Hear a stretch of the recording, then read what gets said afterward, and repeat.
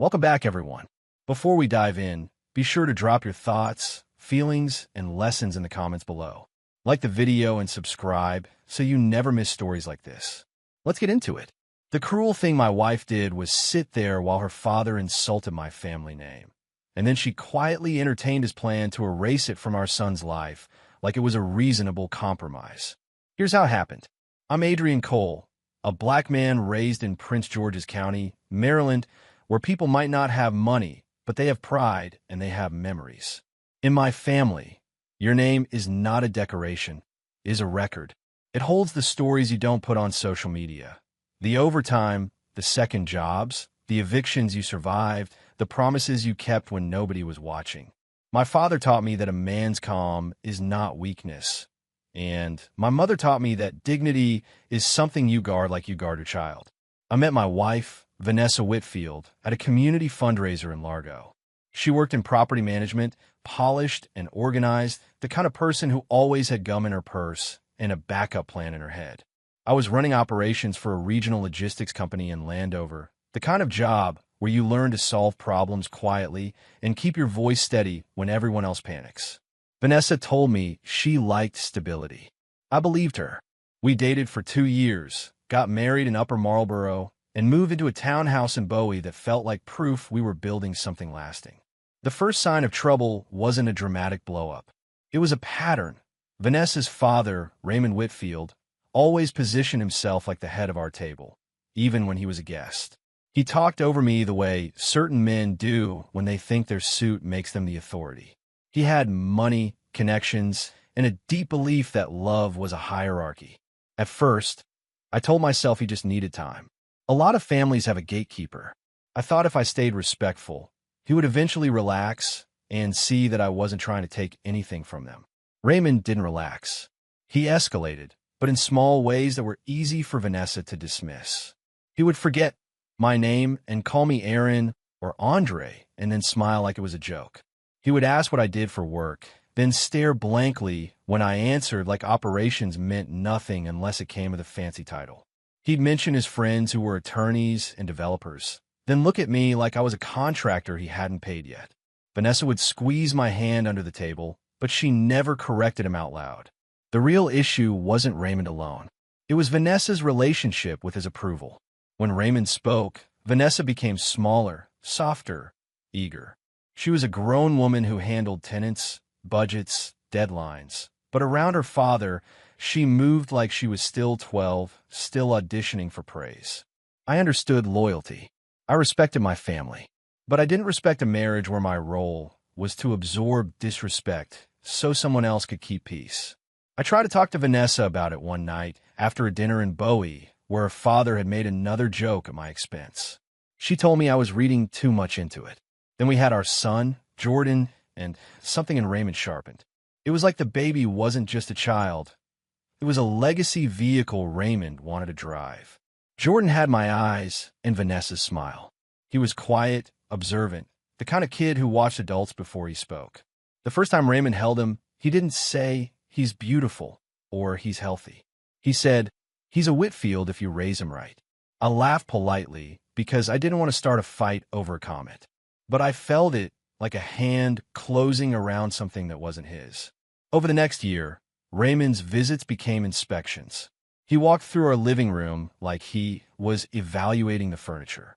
He asked where Jordan would go to school, what neighborhood we would eventually move into, whether we planned to upgrade our life. Vanessa would light up, promising him things we hadn't agreed on.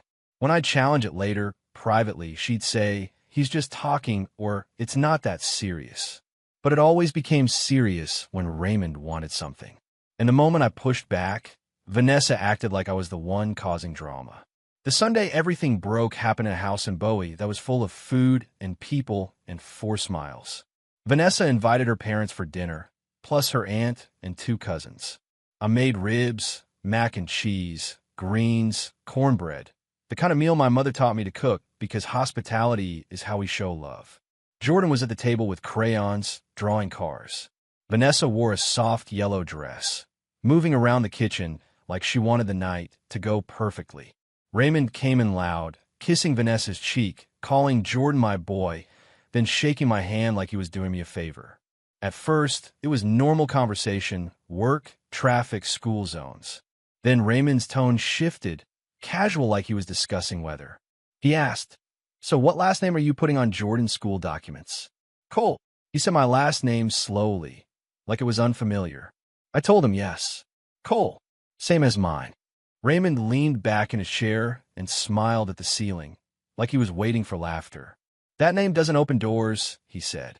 "It doesn't mean anything in the rooms that matter. Vanessa married down, but we can still save the child." The room didn't go silent in a dramatic way. It went quiet in the way people get when they don't want to pick a side. Vanessa's aunt stared at her plate. One cousin pulled out her phone and pretended to scroll. Jordan looked up at me, confused by the tension. I felt heat rise behind my eyes, but I kept my face still. I said, "My name is not a problem to solve." Raymond waved his hand like I was interrupting him. "I'm just being honest," he said. "Whitfield is a name with weight." Then he turned to Vanessa and said, "We can fix this before it becomes permanent." I waited for Vanessa. I waited for her to say, "That's my husband," or "Stop talking about him like that." Instead, she did the one thing that broke my trust clean in half. She sighed, like I was the difficult one, and said, "Dad, not tonight. Not don't say that. Not apologize. Just not tonight." As if the insult was acceptable, only poorly timed. Raymond smirked. That smirk told me everything. He knew she wouldn't choose me in front of him. He knew he could say anything and still be protected. After they left, I stood in the kitchen staring at a counter full of plates and crumbs, feeling like my home had been invaded and my wife had held the door. Vanessa came behind me and wrapped her arms around my waist like she could solve it with softness. I stepped away. She asked why I was taking it so personally. I told her it was personal because it was my family name. She said he's old school. He wants what's best for Jordan. I asked her what was best about humiliating the man raising Jordan. Vanessa's eyes hardened. "You always have to make things a battle," she said. That sentence sat in my chest like a stone. For weeks after, Raymond acted like nothing happened. He sent Vanessa listings for homes in nicer areas. He sent her articles about legacy and family branding. He started referring to Jordan as Little Whitfield in text messages. Vanessa didn't correct him. One night, I looked over her shoulder and saw her typing back, laughing at something he wrote. I asked her why she was playing along. She snapped, "Stop policing my relationship with my father." I told her it wasn't about policing. It was about protecting our son from being used to disrespect me. Vanessa stared at me, then said, "You're insecure. I tried therapy first, just us, not a spectacle." I suggested counseling in Greenbelt with a black therapist who understood the weight of family and pride without turning it into a performance. Vanessa agreed, but she treated the sessions like a chore. When the therapist asked her why she didn't defend me, Vanessa said, "I just don't like conflict." The therapist asked, gently, "Is avoiding conflict worth sacrificing your husband's dignity?" Vanessa didn't answer directly. She said, "Adrian can handle himself." That was the problem. In her mind, my strength meant I didn't deserve protection. The next betrayal came disguised as paperwork. Vanessa came home one evening with a folder, moving too carefully, eyes too focused. She set it on the kitchen island like it was a gift. "My dad talked to someone," she said. "It's not a big deal, but he drafted something." I opened the folder and saw a document about changing Jordan's last name to Whitfield. Not hyphenating, not a conversation starter. A full plan, printed, highlighted, with sticky notes on the signature lines. Vanessa spoke quickly, like speed could make it less ugly. "He thinks it'll help Jordan in the future. It's just an option." I stared at the paper until the words blurred. My throat tightened, not with anger, but with grief. This wasn't just disrespect from a father-in-law. This was my wife bringing me a knife and calling it a tool. I asked Vanessa if she agreed with it. She didn't say no. She said, "Can we at least talk about it?" I asked who she had already talked to. She hesitated. That hesitation answered me. She had already entertained it with Raymond. My voice stayed calm, but my hands shook. "You let him draft a legal document to erase me," I said. Vanessa flinched like I was being dramatic. "It's not erasing you," she said. "You'd still be his dad." That night, I didn't sleep. I listened to Jordan's breathing on the baby monitor, steady and innocent, and felt something shift inside me from endurance to clarity. I grew up watching men mistake silence for love, sacrifice for loyalty, humiliation for maturity. I promised myself I wouldn't repeat that. I wasn't going to scream or throw things. I wasn't going to beg Vanessa to value me. I was going to protect my son and my name with the same seriousness I used at work when something threatened the entire operation. Quiet, precise, documented. The next morning, I scheduled a consultation with a family attorney in Lanham. I didn't tell Vanessa first, because I knew she would try to stop it, not because she was evil, but because she was trained to keep her father comfortable. The attorney didn't hype me up. She asked facts. What was said, what was written, whether there were texts. I showed her screenshots of Raymond calling Jordan Little Whitfield, the draft document, Vanessa's messages where she didn't reject the idea, just tried to smooth it. The attorney nodded and said, "You're not overreacting. You're preventing a bigger problem." When I left that office, I sat in my car for 10 minutes and breathed until my hands steadied. I didn't feel triumphant. I felt sad that I had to defend my basic dignity inside my own marriage. But sadness didn't mean weakness. It meant I still cared. That afternoon, I did what I always did when a situation required control. I reduced it to a clean boundary, written clearly, with no insults, no profanity, no emotional rambling, nothing that could be twisted. One message, calm, final. I sent it to Raymond, and I copy Vanessa. "Mr. Whitfield, I am documenting that you have attempted to interfere with my child's legal identity and have repeatedly made statements about erasing my family name. Any further contact about changing my son's name will go through my attorney. Effective immediately, you are no longer authorized to represent my household in any financial or legal discussion. Confirm you understand." I read it twice before sending it. My finger hovered. Then I pressed send and put my phone down like setting down a heavy tool. Raymond read it quickly. He didn't reply. Vanessa stared at my phone like I had committed a crime. "Why would you bring lawyers into this?" she asked. "Because your father brought legal documents into my kitchen," I said. Vanessa's face tightened. "You're trying to embarrass him," she said. That word, embarrass, made me almost laugh because it revealed what mattered to her. Not what he did, not what I felt. His pride, his image. I told Vanessa I wasn't responsible for protecting a man who refused to respect me. That night, Vanessa slept facing the other direction. I lay awake, thinking about Jordan's future, school forms, doctor visits, the moments when his identity would be written down by other people. I thought about my father, who had passed away before he could. Hold Jordan, and how he would have looked at me if I allowed my son's name to be traded like a business deal. I thought about my mother, still in Prince George's County, who kept family records in a shoebox like they were sacred. I decided something else, too. If Vanessa kept choosing Raymond, I would choose Jordan and myself. Karma didn't come like a movie. It came like a phone vibrating the next morning while I was on a conference call. Raymond called. I muted my mic and answered. His voice was sharp, trying to sound in control. "What did you do?" he demanded. I asked what he meant. He said, "My lender is asking questions. People are acting weird. Fix it." His assumption was automatic. If something went wrong for him, it must be because someone smaller dared to move. I kept my tone even. "I didn't do anything," I said. I set a boundary. Raymond breathed hard through his nose. "Don't play games," he said. "I know you made a call." I didn't correct his misunderstanding immediately. I let him sit in it because he needed to learn something. Boundaries are not sabotage. "Your financial problems are not my responsibility," I said. "But my child's identity is." Raymond lowered his voice like he was negotiating. "Adrian, listen," he said. "We're family. We can handle this privately."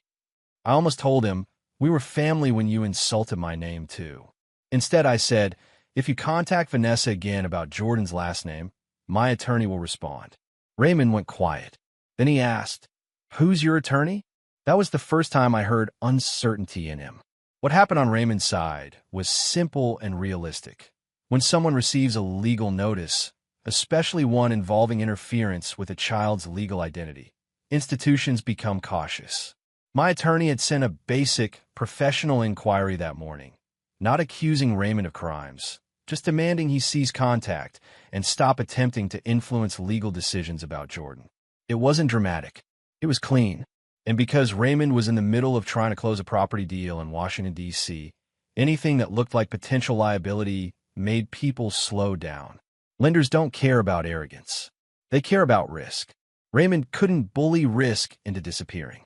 Raymond called Vanessa next, and I heard about it because she stormed into the kitchen with her phone in her hand like it was a weapon. "My dad said you're trying to ruin him," she said. I looked at her and said, "Your father's reacting to being told no." Vanessa paced, breath quick. "You could have just talked to him," she said. I pointed at the folder he had sent. "He skipped talking," I said. "He went straight to paperwork." Vanessa's eyes flashed. "He was trying to help," she insisted. I asked, "Help who?" She didn't answer. She slammed her phone down and said, "You're making me choose." "No," I said quietly. "You've already been choosing. I'm just finally responding." That sentence landed harder than any yelling would have. Vanessa stared at me as if she didn't recognize me. In her mind, I was the steady one who absorbed impact. I was the man who kept meals warm and tones calm. She didn't know what to do with the version of me who refused to be minimized. I told her we needed to talk about boundaries, counseling, and what it meant to be married. Vanessa said, "I don't want to talk. I want you to undo this." I told her I couldn't undo dignity once it was demanded. Over the next 2 weeks, Vanessa tried a different tactic, sweetness. She cooked my favorite breakfast. She touched my shoulder when she passed me in the hallway. She told me Jordan missed family dinners. But she never said, "I'm sorry." She never admitted she was wrong. The sweetness wasn't remorse. It was management. She wanted the household to return to its old shape, where Raymond could press down and I would stay quiet. I didn't punish her. I just stayed clear. I was present with Jordan, gentle with him, careful with my words. But inside, I was building a private plan the way I built work schedules, stable, legal, prepared. Counseling continued, and the therapist noticed Vanessa's pattern. She asked Vanessa, "When your father insults Adrian, what do you fear will happen if you defend your husband?" Vanessa's jaw tightened. She said, "My dad will think I'm ungrateful." The therapist nodded. "So you trade your husband's dignity for your father's approval," she said softly. Vanessa snapped, "That's not fair." The therapist didn't argue. She asked, "Is it true?" Vanessa went quiet. I watched my wife struggle with a truth she didn't want to name. I didn't feel victorious. I felt heartbroken. One night, after Jordan fell asleep, Vanessa admitted something in a small voice. "My dad paid for college," she said. "He helped with my first apartment." I told her I respected that. She nodded, eyes wet, then said, "He reminds me of it." That sentence explained a lot. Raymond's generosity was never free. It came with strings. Vanessa had been trained to confuse control with care. I told her, "I'm not competing with your father. I'm building a family with you. But I won't be the place you dump the pressure of refusing to return to him." Vanessa whispered, "I don't know how to stand up to him." I said, "Then you're not ready to be married to me." Raymond's silence became strategic. He stopped coming by. He stopped sending listings. He stopped texting Little Whitfield. On the surface, it looked like he finally backed off. But I knew men like him don't retreat without plotting the next angle. Vanessa acted like the problem was solved. She told her friends I was being dramatic, but things were fine now. I didn't correct her publicly. I didn't want gossip.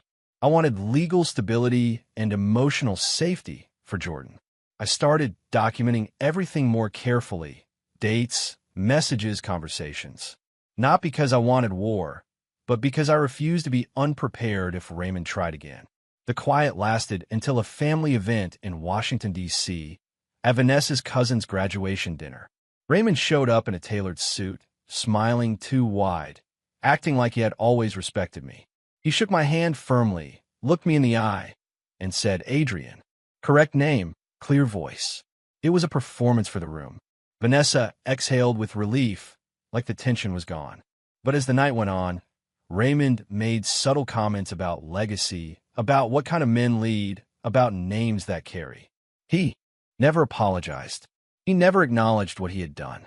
He just shifted tactics, less obvious, more slippery.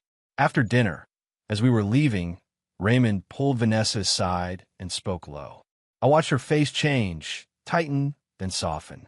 When she walked back to me, she would meet my eyes. In the car, I asked what he said. Vanessa hesitated, then said, "Nothing." I told her not to lie to me. She snapped, "Why are you interrogating me?" I pulled over near a quiet street, because I refused to argue while driving with Jordan in the back. I said, "Because secrets are how people move against you." Vanessa glared. Finally, she admitted Raymond had offered to set up a trust for Jordan, under one condition. The child's last name would be Whitfield. I felt my chest go cold. "And you didn't shut it down?" I asked. Vanessa said, "It's a trust, Adrian. It could help him." I looked at her, stunned by how easily she could package erasure as opportunity. I told her, "Jordan doesn't need money that requires him to deny his father." Vanessa said, "You're making this about pride." I said, "I'm making it about identity." Then I said something I had been holding back. "If you keep entertaining this, you are telling our son that his father is optional." Vanessa didn't answer. She stared out the window, jaw tight, like she was angry at me for naming the truth. That was the night I decided separation wasn't a threat. It was a path. I didn't rush. I didn't storm out. I started planning like an adult with a child, responsibilities, and a future. I opened a new bank account at a different branch. I rerouted my direct deposit.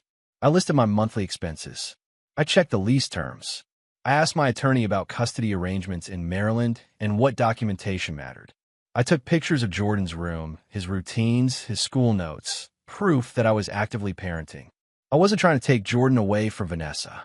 I was trying to ensure Jordan's stability if Vanessa kept letting Raymond destabilize our home. When Vanessa noticed changes, me scanning documents, me asking specific questions, she tried to regain control with accusation. "Are you planning something?" she demanded. I told her I was planning peace. She laughed bitterly. "So you're leaving because my dad doesn't like your last name?" she said, simplifying to make me look petty. I looked at her and said, "I'm leaving because you didn't like me enough to defend me." That sentence made her flinch. Then her face hardened again. "You're trying to punish me," she said. I replied, "I'm choosing myself. Punishment would be staying and letting resentment rot us from the inside." The next months were heavy. Vanessa moved between anger and avoidance. She didn't beg me to stay. She didn't apologize. She acted like I was abandoning her by refusing to accept humiliation. Meanwhile, I stayed consistent for Jordan: breakfast, school drop-offs, bedtime stories, weekend park trips in Largo. I kept my voice calm, even when my chest burned. I didn't speak badly about Vanessa to Jordan. I didn't mention Raymond. I refused to let my child become a messenger in adult conflict. Still, there were nights after Jordan slept when I sat alone on the couch, staring at the dark TV screen, mourning the life I thought I had. The court process wasn't dramatic. It was exhausting. Forms, schedules, proposed parenting plans. Vanessa's attorney tried to frame me as controlling, as if boundaries were hostility. My attorney kept it factual. We didn't throw mud. We presented documentation, the name change draft, the messages, the trust condition. The judge didn't need a speech. Judges respond to patterns and proof. Vanessa looked annoyed more than hurt, as if the legal system was inconvenient. Raymond didn't show up in court, but his influence was obvious in Vanessa's talking points. When it was over, we had a custody arrangement focused on Jordan's stability and my equal role as a father. My private success didn't look glamorous. It looked like a quiet apartment in Laurel with a second bedroom, painted a soft gray blue, Jordan's favorite. It looked like my own plates in my own cabinet, groceries arranged neatly, school uniforms folded clean. It looked like waking up early to pack lunches and driving to school without dread in my stomach. I didn't throw parties. I didn't announce anything. I just lived in a space where my name wasn't debated. Over time, my body relaxed in ways I didn't realize it had tightened. Peace changes you. It makes you realize how loud stress was. Vanessa struggled with a new reality. She would text me short, sharp messages about drop-off times, as if efficiency could cover the emotional mess. Sometimes she'd try to provoke me. Comments like, "Jordan asked why you left," or "My dad thinks you're petty." I didn't react. I responded only about logistics. Vanessa hated that. She wanted to fight because a fight would mean we were still tangled. My comment I had moved on mentally, even while co-parenting responsibly. And that was the part she couldn't control. I wasn't punishing her. I was simply no longer available for disrespect. Raymond reappeared months later, not at my door, but in the way he always did, through influence. Vanessa told me Raymond wanted to take Jordan on a weekend trip. I asked for details. Location, hotel, itinerary. Vanessa rolled her eyes like I was being difficult. I wasn't. I was being a father. I said any trip would require written details, plus confirmation that no conversations about Jordan's name would happen. Vanessa said, "You're obsessed." I replied, "I'm protective." She scoffed. Raymond didn't get the trip. He didn't like hearing no, but he had learned that legal boundaries weren't made of air. The apology I never expected came in a most ordinary place, a Target parking lot in Hyattsville during a custody handoff. It was a bright afternoon, sunlight reflecting off windshields, carts clacking against each other. Vanessa pulled in, Jordan hopped out with his backpack, ran to me excited, talking about a book fair at school. Then I noticed Raymond's SUV behind Vanessa's car. My stomach tightened instinctively. Raymond stepped out slowly, not with his usual swagger, but with something heavy on his face, fatigue, maybe. He watched Jordan hug me. For a second, Raymond's expression softened, almost pained. Vanessa went inside Target with Jordan to grab something quickly, leaving Raymond and me near the cart return. The silence between us was thick. Raymond cleared his throat. "Adrian," he said, careful, like he had practiced saying it correctly and didn't want to fail. I didn't respond right away. I just held his gaze. Raymond swallowed hard. Then he did something I had never seen him do. He lowered his eyes. "I was out of line," he said. "No joke. No excuse. About your name. About your family. About trying to rewrite things that weren't mine to touch." The word rewrite hit me because it was the truth. Raymond rubbed his palm over his mouth like he was trying to push pride back inside himself. "I can't undo what I said," he continued. "But I'm sorry I said it. I'm sorry I made you feel small in your own home." His voice wasn't dramatic. It was quieter, rougher, like he didn't know how to do remorse gracefully. His eyes looked glassy, and he blinked hard like he refused to let tears happen. "I don't expect you to forgive me fast," he added. "I just needed you to hear it from me." I felt a strange mix of relief and anger. Relief that he finally named the harm. Anger that it took legal boundaries and consequences for him to reach this point. Raymond nodded once, like he was agreeing with himself. "Your name is your son's name," he said, "and it should have never been a question." He didn't ask me to shake his hand. He didn't ask for a hug. He didn't say, "Let's move forward." He just stood there and let the silence sit, like he understood he owed me discomfort. When Vanessa and Jordan returned, Raymond stepped back and gave us space, almost respectfully. Raymond opened his car door, then paused and looked at me again. "You did what a father is supposed to do," he said, barely above a breath. "I forgot my place." Then he got in and drove off. Vanessa didn't mention it on the ride home. She didn't say my dad apologized. She didn't say I'm sorry. She acted like the moment didn't exist, like acknowledging it would force her to face her own failure. But I carried it anyway, not as a trophy, not as revenge, as confirmation. Even Raymond had finally learned what Vanessa refused to. My name was not negotiable. The apology didn't fix my marriage. It wasn't magic. It didn't erase the nights I stared at documents in disbelief or the way Vanessa's silence at that dinner cracked something in me. But it did something important. It ended Raymond's narrative that I was less than. He had tried to reduce me to a name he could dismiss. Now he had to admit the name carried weight because I carried it with discipline. I didn't ruin him. I didn't expose him. I simply refused to fold. And in refusing, I forced him to see himself clearly, something prideful men avoid their entire lives. Vanessa, however, stayed complicated. She didn't like Raymond's apology because it highlighted her own behavior. She began to act colder, more transactional, as if the end of the marriage meant she could finally stop pretending to respect my boundaries. She pushed back on small things, school choices, schedule flexibility, testing how far she could go. I stayed consistent. I followed the parenting plan. I showed up early. I kept records. I kept my voice calm. The more stable I became, the more Vanessa seemed irritated by it, like my peace was an accusation. But I refused to carry guilt for choosing dignity over comfort. Over time, I noticed something in Jordan too. He became more confident, more talkative, like children do when they feel secure. He started bringing home drawings with Jordan Cole, written across the top in careful letters. The first time I saw it, my throat tightened, not because a name on paper was everything, but because it represented something deeper. He knew who he was. He wasn't being pulled between narratives. He was being raised by a father who would not disappear quietly and a mother who, even if imperfect, still loved him. And he had a grandfather who finally learned boundaries. My private transformation wasn't loud.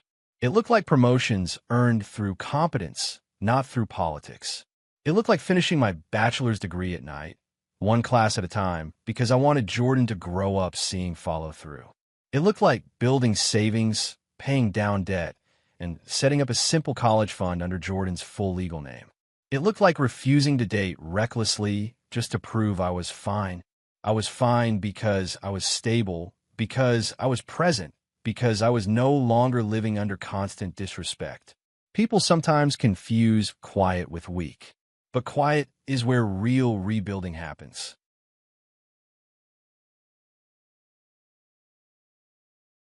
There were still hard moments. Holidays were split. School events required polite distance between Vanessa and me. Sometimes I'd catch Vanessa watching me interact with Jordan, and her eyes would flicker with something, regret, maybe, or just awareness of what she lost. But she never said it. She never owned it. I stopped needing her to. Part of growing is accepting that some people will never give you the closure you earned. They will only give you evidence. Vanessa had given me enough evidence to build a new life without her. I wasn't bitter. I was realistic. Raymond kept his apology private. He didn't call a family meeting. He didn't announce that he was wrong. He didn't try to turn it into a performance. In a strange way, that made it more believable. He began to respect drop-off boundaries. He stopped using Jordan as a symbol of Whitfield legacy. When he did see Jordan, he treated him like a child, not like an investment. Once, at a school event in Bowie, Raymond stood beside me and didn't speak over me. He listened. He nodded. It wasn't friendship. It wasn't close. It was basic respect, delayed but real. The message that made Raymond speechless wasn't powerful because it was harsh. It was powerful because it was clean. It forced him to understand that my calm wasn't permission. It was restraint, and restraint has limits. That message drew a line that couldn't be laughed off at a dinner table. It turned Raymond's arrogance into a liability he couldn't bully away, and it revealed the truth about Vanessa. She had been relying on my patience as if it were infinite. When I stopped offering it, the entire structure changed. People always notice boundaries when they are benefiting from your lack of them. I think about that first dinner sometimes, the ribs, the laughter that died in people's throats, Jordan looking up like he sensed something wrong.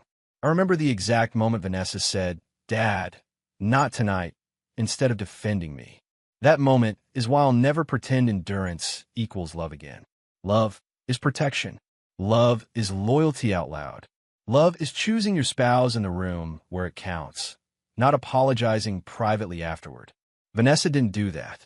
Raymond eventually did, but only after consequences taught him humility. I learned something too. You don't need to be loud to be unmovable. On the day I picked Jordan up for a long weekend, he climbed into my car and asked, "Daddy, why is my name Cole?" I glanced at him in the rearview mirror, small face serious. I kept my tone gentle. Because it's our family name, I told him composedly. It's part of our story. It means we belong to each other. He nodded like he understood more than his age suggested. Then he smiled and said, "I like it." My chest loosened. That was the payoff. Not revenge. Not public validation. Just my son knowing himself without confusion. Later that night, after Jordan fell asleep in his Laurel bedroom, I sat at my kitchen table and looked at the quiet apartment around me. No tension. No fear of the next insult. No need to explain why dignity matters.